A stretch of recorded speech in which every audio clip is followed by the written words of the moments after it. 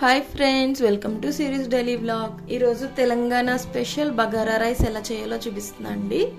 తెలంగాణలో పెళ్లి జరిగిన ఏమైనా ఫంక్షన్ జరిగినా కంపల్సరీ బగారా రైస్ చేసుకుంటారు. చాలా బాగుంటుంది టేస్టీగా.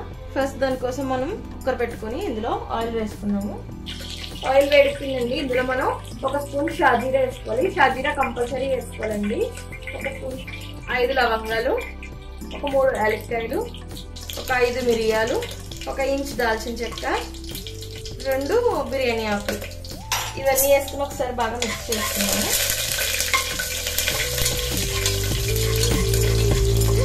ఇందులోనే సన్నగా కట్ చేసుకున్న ఆనియన్స్ వేసుకున్నాము.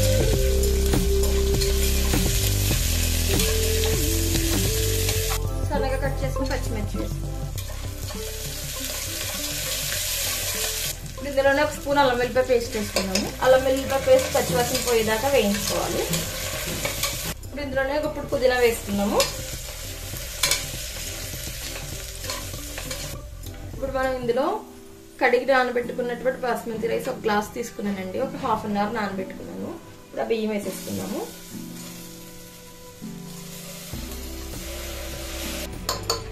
ఒక్కసారి మనం రైస్ని ఒకసారి వేయించుకుని వాటర్ పోసుకుందామండి.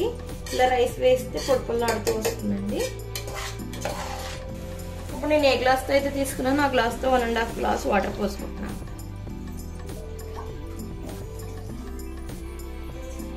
ఇందులోనే రుచికి సరిపడగా ఉప్పు, ఒక ½ స్పూన్ గరం మసాలా వేసుకుంటున్నానండి.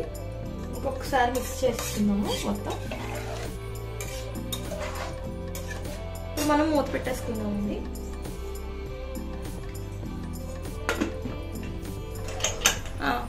విజిల్ అయిపోయినాయండి. మూత తీసి చూసుకున్నాము. ఇప్పుడు ఇందులోనే ఇప్పుడు కొత్తిమీర కూడా వేసుకుని ఒకసారి మిక్స్ చేసుకున్నాం. బగారా రైస్ రెడీ అయిపోయిందండి. బౌల్లోకి సర్వ్ చేసేసుకున్నాము. ఇంతే అండి, ఎంతో tasty Telangana style bagara rice ready అయిపోయిందండి. దీంట్లోనికి కాంబినేషన్ మిర్చికా సాలన్ చాలా బాగుంటుందండి. ఖచ్చితంగా ట్రై చేయండి.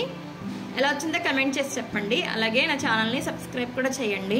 చాలామంది చూస్తున్నారు కానీ సబ్స్క్రైబ్ చేయట్లేదండి. సబ్స్క్రైబ్ చేసి మమ్మల్ని కొంచెం ఎంకరేజ్ చేయండి.